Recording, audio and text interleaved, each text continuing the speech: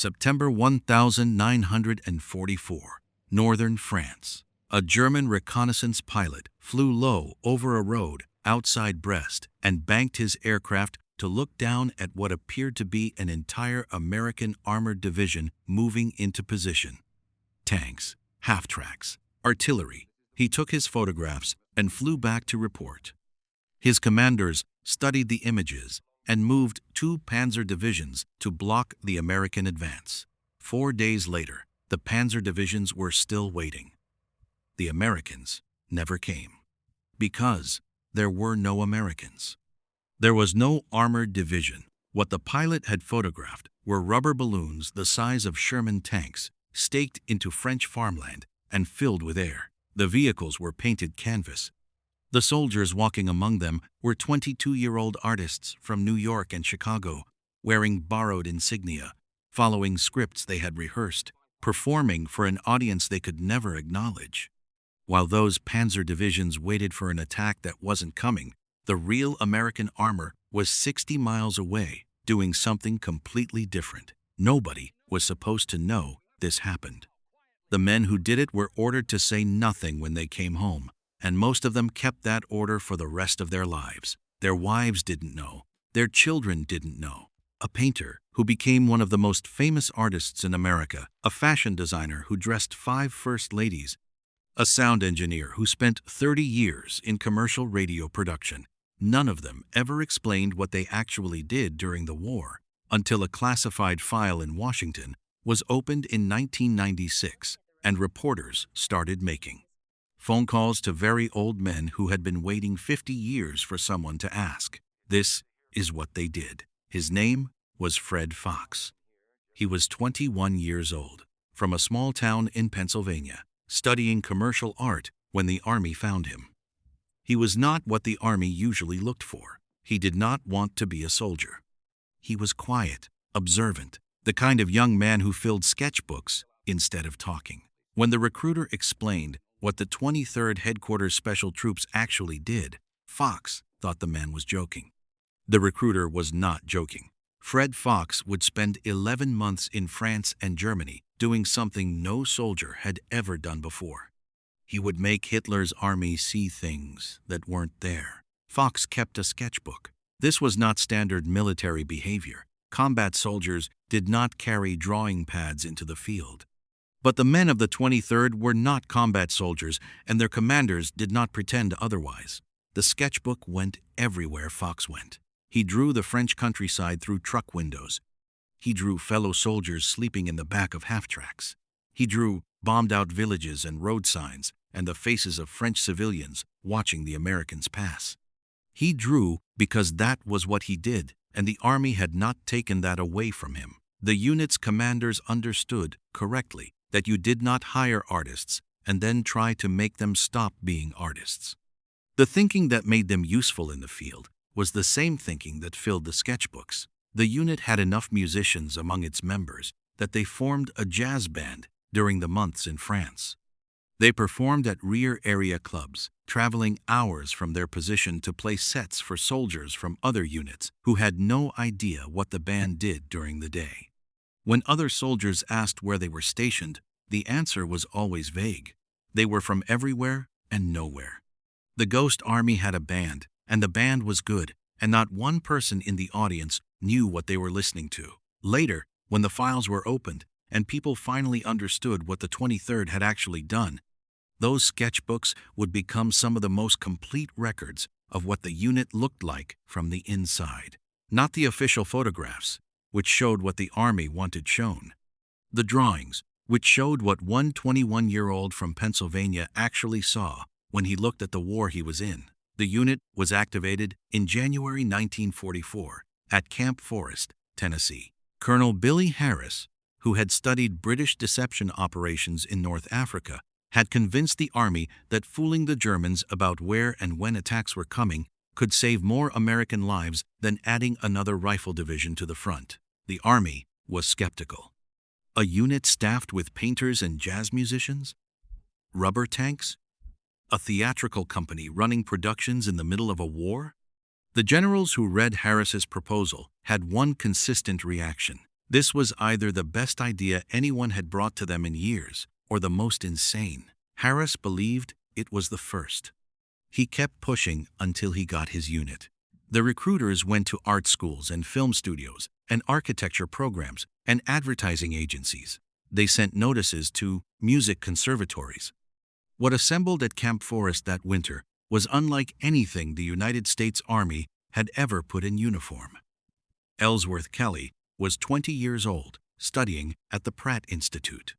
He would become one of the defining figures of 20th century American art, his abstract paintings selling for millions in museums and private collections. In 1944, he was Private Kelly, learning to inflate a rubber Sherman tank in a Tennessee field without laughing. Bill Blass was 19, from Elwood, Indiana, already sketching clothing designs in his spare time.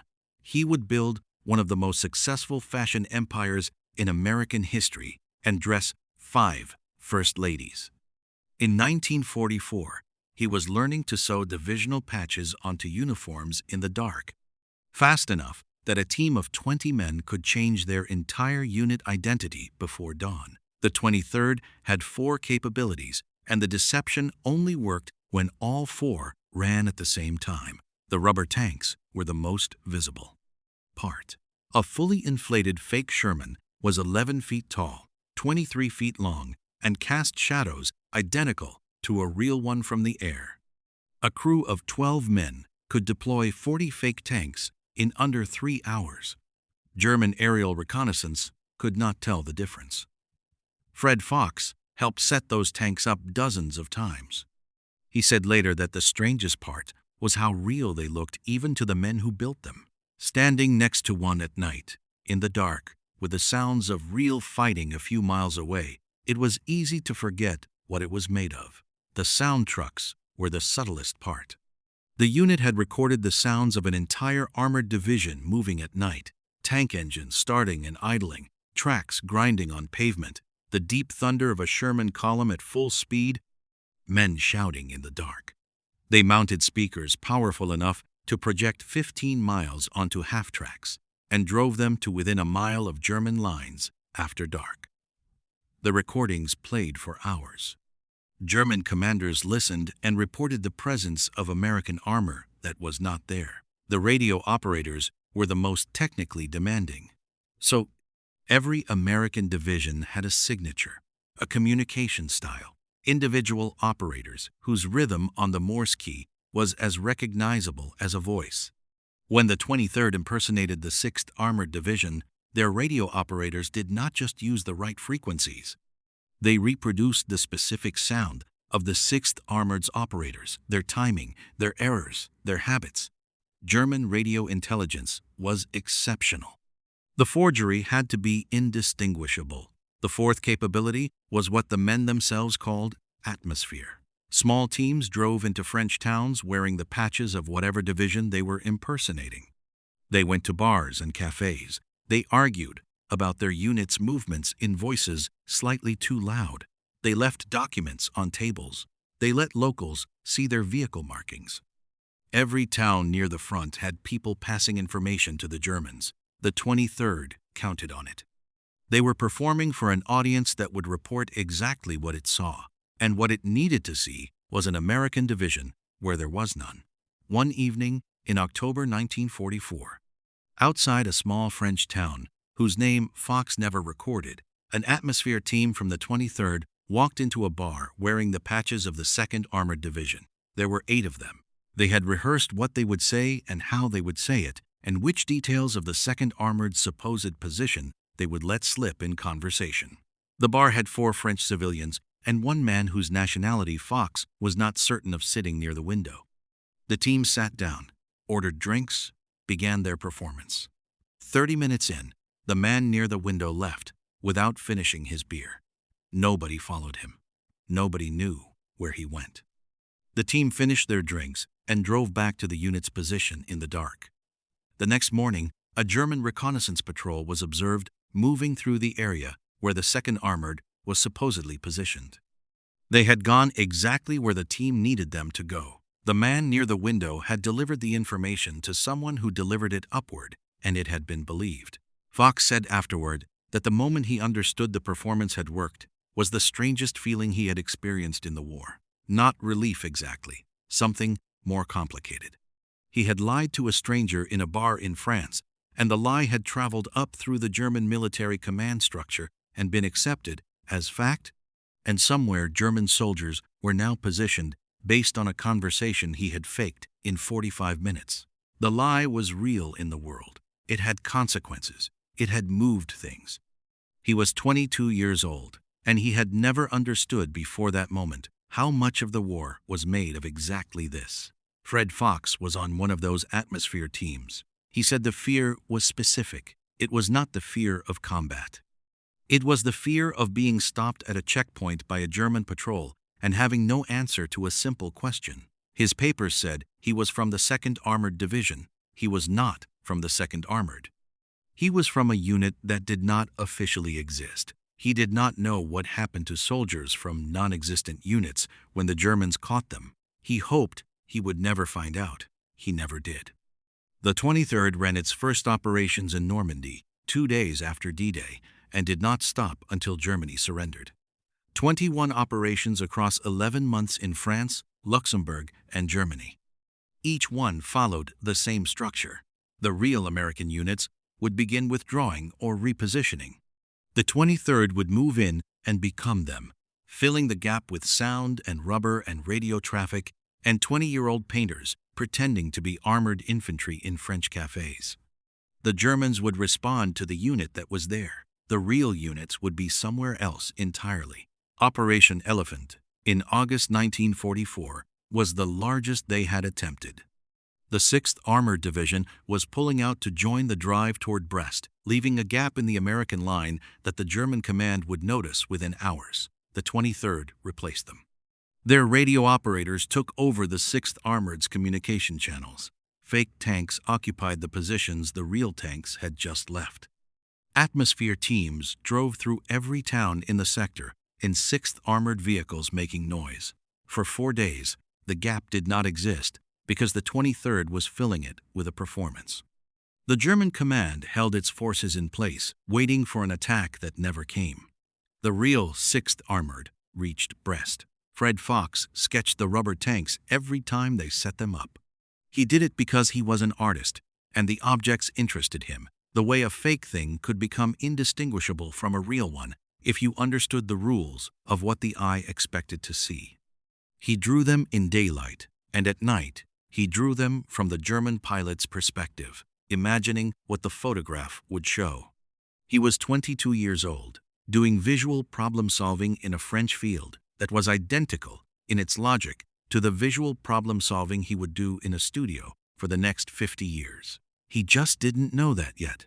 There is a question that sits underneath everything the 23rd did, and that none of the after-action reports ever addressed directly. When a real soldier kills an enemy soldier, the moral accounting is brutal but legible. War is war. Bodies are bodies. The cost is visible, and the nature of what happened is not in dispute. When the 23rd ran an operation, the accounting was different. If it worked, German soldiers moved to a position where there was no enemy. Real American soldiers attacked a position whose defenders had been misdirected. Men who would have died in a frontal assault crossed a river without opposition. The casualties were the ones that did not happen. The math only made sense if you already knew the outcome. The men of the 23rd lived inside that uncertainty for 11 months. They could not know in real time whether the operation was working. They could not see the German command moving reserves to the wrong location. They could not be present for the crossing that went smoothly because the defenders were 6 miles away. They did their part and drove away and found out later, sometimes weeks later, whether any of it had mattered. Fox said this was the hardest part, not the fear, the not knowing. He said the moment the fear was worst was not during the atmosphere operations or during the inflatable deployments at night near the front. The moment the fear was worst was in the trucks driving away from a completed operation before any confirmation had come back, when the only thing you knew for certain was what you had done and you had no way of knowing yet whether it had been enough. January 1945. The Battle of the Bulge was over. The Americans were pushing into Germany, and the 23rd received the most important assignment of the war. Two divisions, the 75th Infantry and the 30th Infantry, needed to cross the Siegfried Line. The German fortifications along the German border were being defended with everything that remained of the Wehrmacht's capacity. A direct assault would be catastrophic. The Americans needed the Germans to be looking somewhere else. The 23rd was told to convince the German command that the crossing was coming 6 miles south of where it was actually planned. They had 3 weeks. The scale of what the 23rd had to build was larger than anything they had attempted. The fake crossing site required a complete illusion of a division preparing to cross a major river at night, fake equipment visible from the air during daylight, and fake sound audible to German listening posts at night. It meant radio traffic matching the real crossing units closely enough to fool German signals analysts who had been monitoring American frequencies for months. It meant atmosphere teams operating in towns on both sides of the fake site around the clock, making the kind of noise a division makes when it is about to go into a major operation. Fox was on the inflatable team. In 3 weeks of preparation, he helped deploy and redeploy the rubber tanks repeatedly as commanders adjusted the layout based on aerial photographs showing how the illusion looked from above. They moved tanks. They adjusted angles. They repositioned vehicles. They were doing what any artist does when a composition is not quite right, moving elements until the whole picture held together the way it needed to. Fox recognized this as the same problem he solved in his commercial work every week: how to arrange objects in a space so that the eye reads them the way you need it to.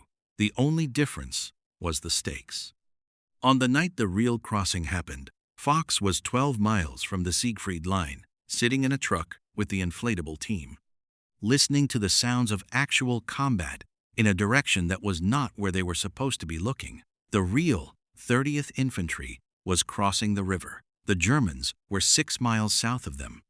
For a few hours, Fox and the men around him could hear the war moving in a direction that meant the operation was working. Nobody said anything. They sat in the truck and listened, and did not say anything until dawn, when a messenger arrived with confirmation that the bridgehead had been established. One man in the truck started crying quietly, not from relief, from something harder to name. The weight of not knowing, which had been building for 3 weeks, was lifting, and what was underneath it was not comfortable. Real men had crossed that river safely because of what the 23rd had built. That was true. Also true was that Fox did not know any of those men and would never meet them, and they would never know he existed. The accounting of what had happened would never be settled in any way he could see or hold. The rubber tanks were deflating in a field somewhere. The sound trucks were silent. The radio operators were shutting down. The performance was over and there was no curtain call, and nobody in the audience knew they had been watching. The 30th and 75th Infantry crossed the Siegfried Line and established their bridgehead before the German command understood what had happened. The generals who reviewed the operation afterward estimated it had saved between 500 and 800 American lives.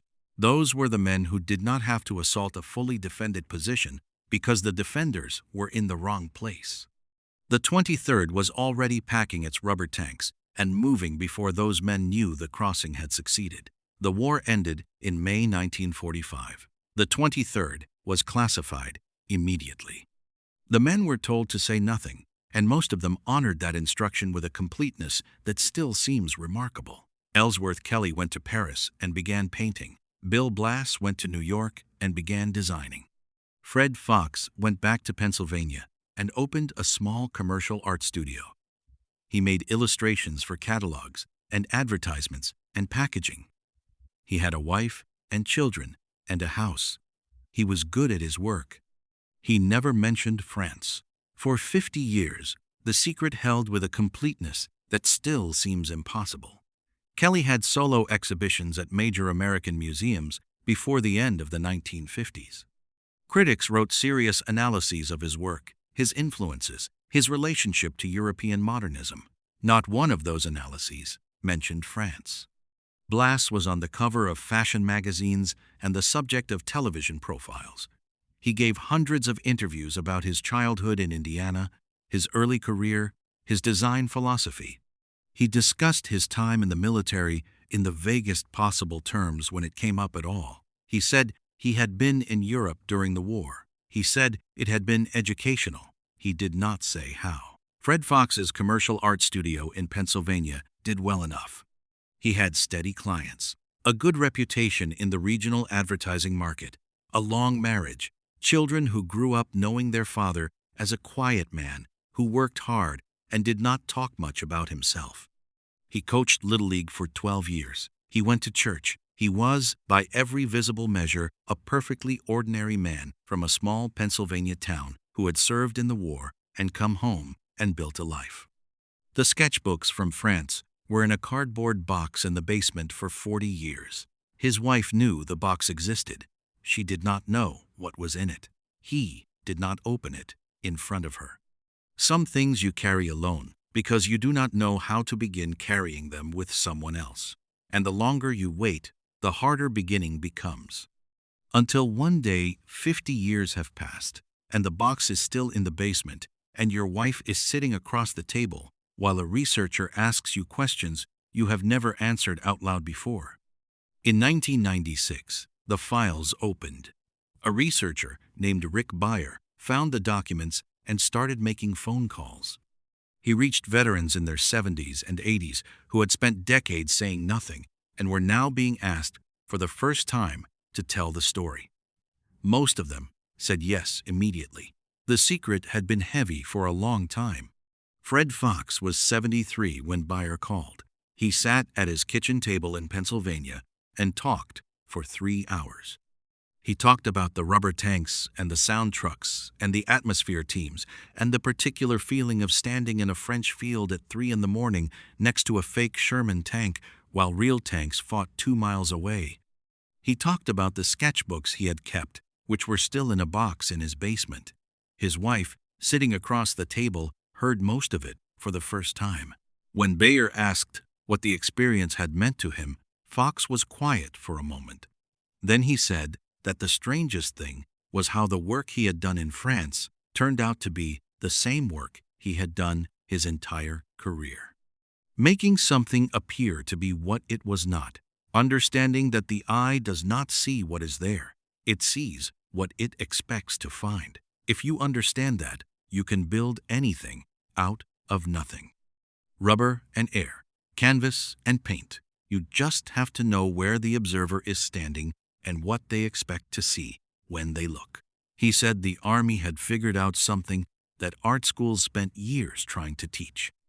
That the most useful thing a person who knows how to see clearly can do in any situation is arrange what is visible so that what needs to be true appears to be true.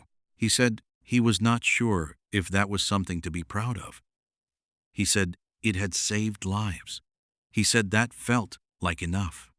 When Rick Beyer's calls started coming in 1996, the veterans were in their 70s, and some were already gone.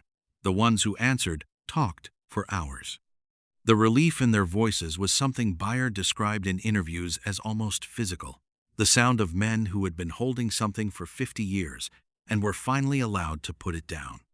Several of them cried during the interviews. Not all of them could explain why. The secret had been part of them for so long that releasing it felt like losing something as much as it felt like freedom. Fox talked to Beyer for 3 hours on that first call, and then called back 2 days later with things he had forgotten to say.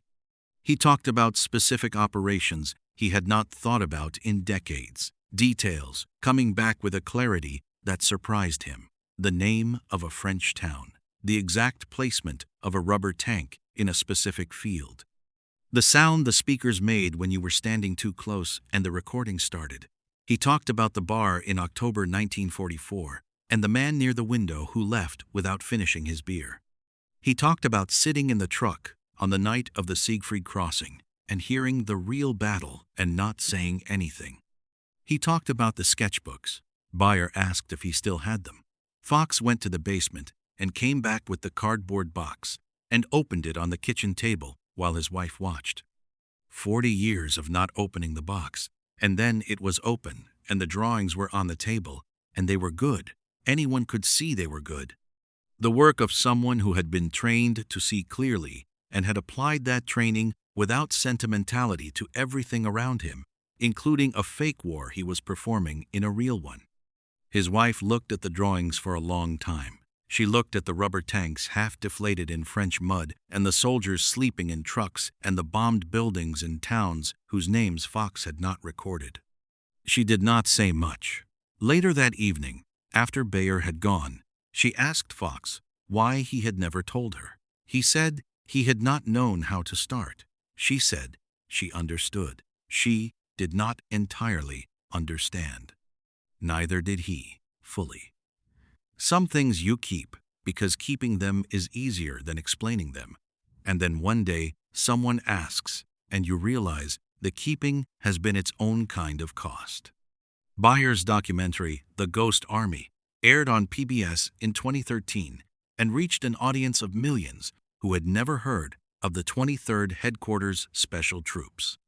Congress awarded the unit a gold medal in 2022, 78 years after Normandy. 3 surviving veterans attended the ceremony in Washington. The oldest was 97. He had been 21 years old the last time anyone officially recognized what he had done. There is a photograph in the Ghost Army archive. It shows 6 soldiers in France in the fall of 1944, sitting in front of an inflatable Sherman tank, eating lunch. They are young. They are relaxed. One of them has a sketchbook open across his knees and is drawing. The tank behind them is completely convincing from 15 feet away.